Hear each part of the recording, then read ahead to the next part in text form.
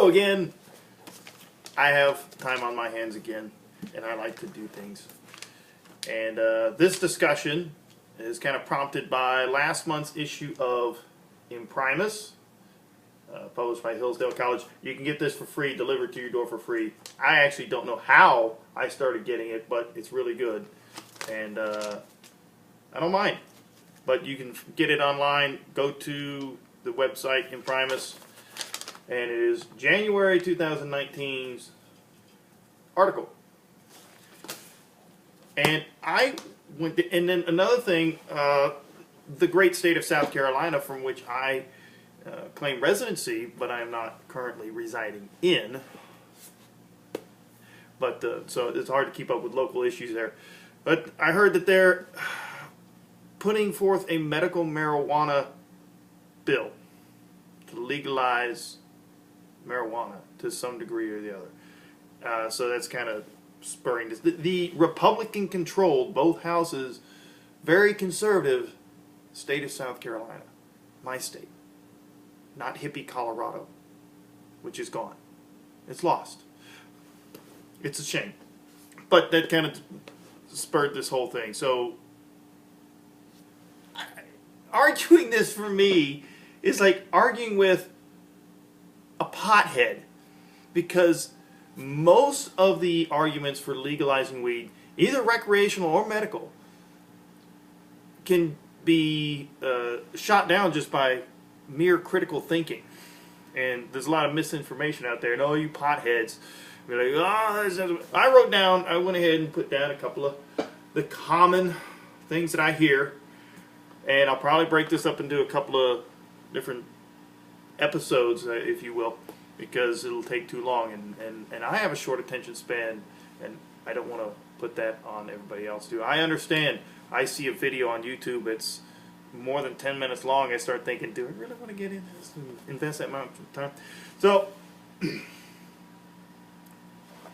let's go with number one, civil liberties. Actually, let's not, because that's what I actually can identify with. I get it. Man, you can't tell me what to do, get the government out of my life. The libertarian in me wants to just say, go ahead. You want to poison your body, you want to damage your brain with mind-altering drugs, I don't care. I really don't. Go ahead, knock yourself out. However, there's a little thing called second and third order effects. So we'll actually come back to that one. We'll go back. Now let's go down here. Tax and regulate. Now the biggest libertarians who hate taxes and hate regulations all of a sudden are for taxes and regulation when it comes to legalizing weed. Let me ask you something. Think about this one. Does the federal government have more control over alcohol or marijuana? They have more control over tobacco or marijuana. They have far more control over alcohol and tobacco than they do marijuana, because they got their grubby, greedy little government fingers in there. You see, these politicians, big government politicians, see the marijuana industry, the marijuana trade, and they're like, we want our cut. We're going to get our cut. Now, unless you're talking about complete, outright, no regulation, no laws, no taxation, complete free-for-all for marijuana, which, let's face it, that's not going to happen. The next best thing is what we've got right now, and that's banning it and using a little thing called prosecutorial discretion. Come on, man. If people's lives are being ruined by marijuana possession, simple marijuana possession, Willie Nelson would be in jail for the past 40 years. Dave Chappelle would be in prison. There's people who do it openly, and their lives aren't ruined. Now, I don't generally hang around with dopers, but I've known some people who have done it, who do it. Some people have gotten pinched for simple possession. They've never done any time. If they've gotten arrested, they've been taken downtown and they were released. A lot of places, it's a ticketable offense.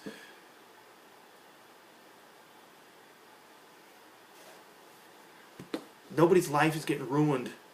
That's another thing I hear is people's lives are getting ruined for felony drug possessions. The only time that happens with marijuana is one of two things, usually a combination of both of them. And that's the dumbass who gets pinched multiple times for gross violations. You know, the guy who drives the tractor trailer across the border full of reefer and has gotten caught 3 times, and now it's 3 strikes you're out. And then usually they're also being charged with something else more severe, and they plea bargain the more severe charge away, and they'll take the little drug charge. But at best, marijuana, I think actually drug convictions maybe, I actually have to look that one back up, but 2% was the magic number. At best, 2% of the prison population is in there for marijuana. And most of those aren't even going to be felonies. All right. The bottom line is, if you're not a dumbass, you're not going to get caught. Nobody cares about the old hippie growing some in the back for him and his buddies. All right? Nobody cares. The DEA isn't kicking in the doors of cancer patients. They're not sending the tactical units out there to bust down the doors of a bunch of hippies in a drum circle with their hydroponics in the basement. It's not happening. All right? The DEA is out for the big fish. All right? But tax and regulate. I kind of went off on a tangent of another one. Tax and regulate. If you don't want the government in your business, in your marijuana business, keep them out. Because what's happening? See, they taxed and regulated tobacco to the point where they jumped the shark, and that cash cow, that cash flow, has gone down to kind of a trickle. And so, ooh, here comes marijuana, baby. We can replace all that tax revenue with the marijuana tax revenue. Oh. You want to know why? One of the big reasons, probably the biggest reason, prohibition of alcohol ended in the early 30s? Because big government politicians wanted to get their hands in the action. Wanted to get their greedy, grubby little fingers back in the action. The Kennedy fortune! Joe Kennedy made the Kennedy family fortune off of alcohol. He secured the rights. He uses political influence to secure the rights for alcohol importation. He was getting his cut.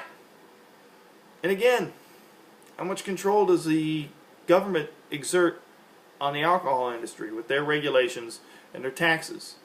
And in the case of tobacco, they sued them and they kept jacking up the taxes, saying we want to really stick it to the tobacco companies. And not that there's anything wonderful about the tobacco companies, I don't really care, but this is the result. And now people actually have stopped smoking, and they're not. And actually there's a black market for tobacco too. That's another thing. You think the black market's going to go away?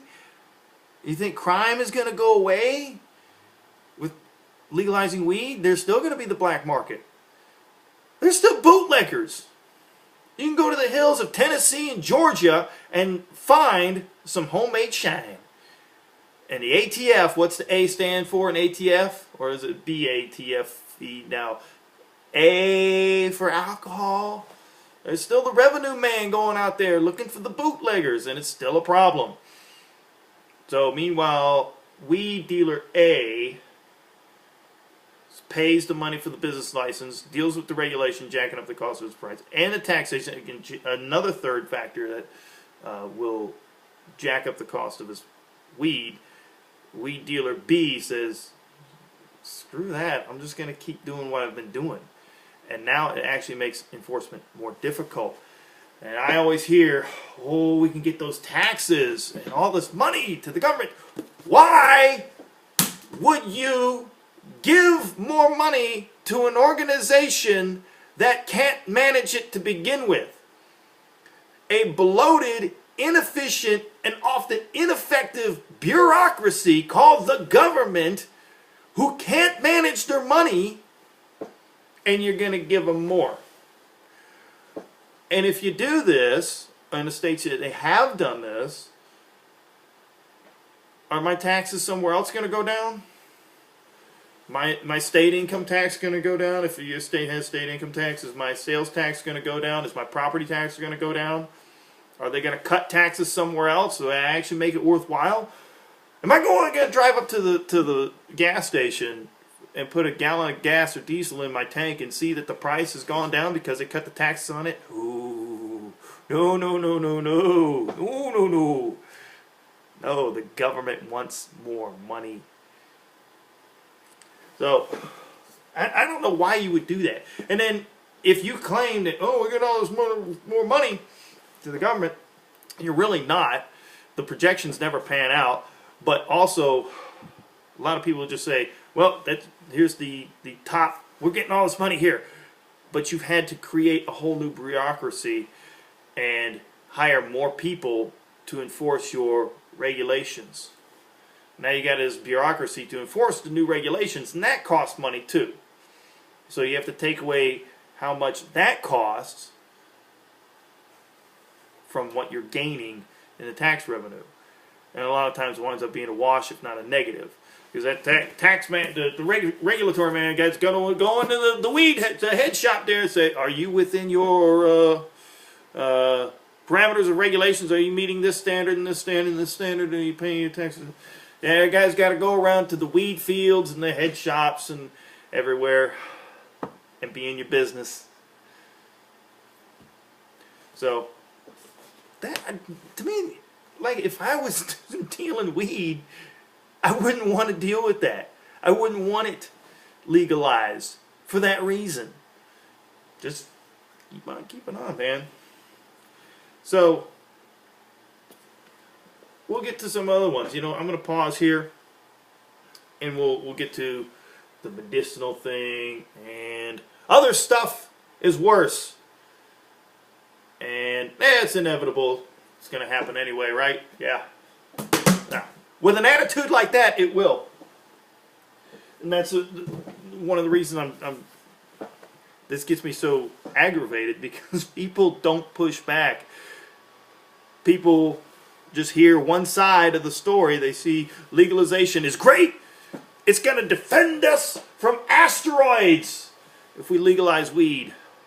We'll never have another volcano or earthquake, and it'll stop global warming. And they have all these grand, outrageous claims, and people just like, okay, well, I guess so. I guess it's it. And there's never the counterpoint. But if you just add a little bit of critical thought, and I'll get to those in part 2, maybe 3. I don't know how many parts I'll have to make of this, but I'll end with this. There are 2 main big reasons or arguments that marijuana proponents use, and that is A, I pointed it out over there, other stuff is worse, moral relativism. Well, it's not as bad as alcohol, which I can argue about that, but that's not the argument. The argument is, you just said it's bad, just not as bad. It's not as bad as heroin and cocaine and meth and all the other Schedule 1. It shouldn't be a Schedule 1 drug. Just because it's Schedule 1, okay, so there are other Schedule 1 drugs that are worse than it. That doesn't mean it's not bad. Comparing deviant behavior to what you at least perceive is worse deviant behavior doesn't make deviant behavior any better. And then 2, the other thing is, and this phrase was coined by a Democrat senator back in the 70s, Daniel Patrick Moynihan, the late Daniel Patrick Moynihan, senator from New York, defining deviancy down. It's inevitable. People are going to do it anyway, so we just might as well accept it. Just accept it. Well, again, part of the response to that is, with an attitude like that, a defeatist attitude, it's going to be a self-fulfilling prophecy. So I'll continue this with another episode, so stay tuned.